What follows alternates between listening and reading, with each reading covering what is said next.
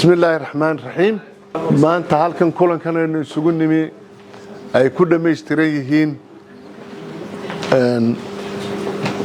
مسؤولين تي حسبك جد قفلنتا قدوم يكون حجنا دي حكايها جود يقول ده حبناها كتشوجا يوايلك هوينك رجع دلنيرada iyo waayeelka marka ugu horeysa waxaan leeyahay salaamu alaykum waraxmatullaahi wabarakaatuh kulankan maanta waxaynu uga jeednaa in aynu ugu diyaar garowno oo isku wargelino hadaynu xusbi weynaha kulmiyanahay muddada labada week ee wax dhiman laga joogo shirkii golaha dhexe ee xusbiga ee dhacaya inaynu dhamaanteen u diyaar garowno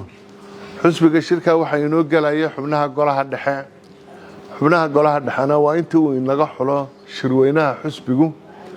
gidigan wada gali meeyne marka waxa inaga matalaya inta maxaan ku dhahdaa golaha dhexe laakiin inteena kalena waxaynu mas'uul ka nahay oo xilli naga saaran yahay oo waajib xusbi naga saaran yahay diyaar garowga qabanqaabada xubnaha maxaan ku dhahday taabintooda xarunta laga diyaarinayo mas'uuliyiinta joogtay iyo gobolka Maroodijeex dadweynihiisa iyo shicibkiisa iyo xubnihiisa xusbigu inaynu gidigood wada diyaarino waxa kale oo inoo imanaya maxaan ku dhahday gobolada dhamaantood diiwaan gelintooda wax yar baa ka harsan way dhameystiran tahay inteeda badan waxa ka imanaya xubnihii xusbiga golaha dhexe iyo xubno la socdaana way imanayaan marti waxa loo noqonayaa halkan gobolka Maroodijeex marti waxa loo noqonayaa xusbiga kulmiye ee gobolka marka waxaynu u baahanahay marti gelintoodana inaynu diyaar garowno xaruntana ay mar walba inteena kale inoogu yimaadaan arrimaha guud ee xusbiga iyo arrimihiisa la xidhiidhana inaynu gidigan maxaan ku dhahdaa la wada diyaarsanahay baynu u baahanahay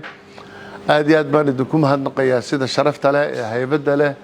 ee urursan ee diyaarsan ee miisaan kale ee asaaka markii la iswargeliyay inaynu maanta shirka guud isugu nimaadno inaa u soo buuxiseen inaa halkan isugu timaadeen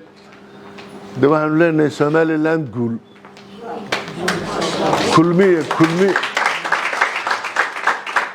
kulmiye guul Somaliland waxa lagu waalo reerna laguma helo wax ka sokeeyana laguma helo innaku hadaynu kulmiyanahay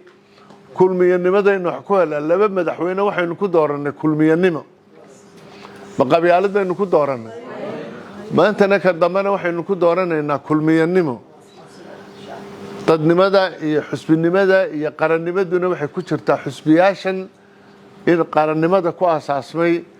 kulmiya ha guulaysto aad iyo aad baa u mahadsantihiin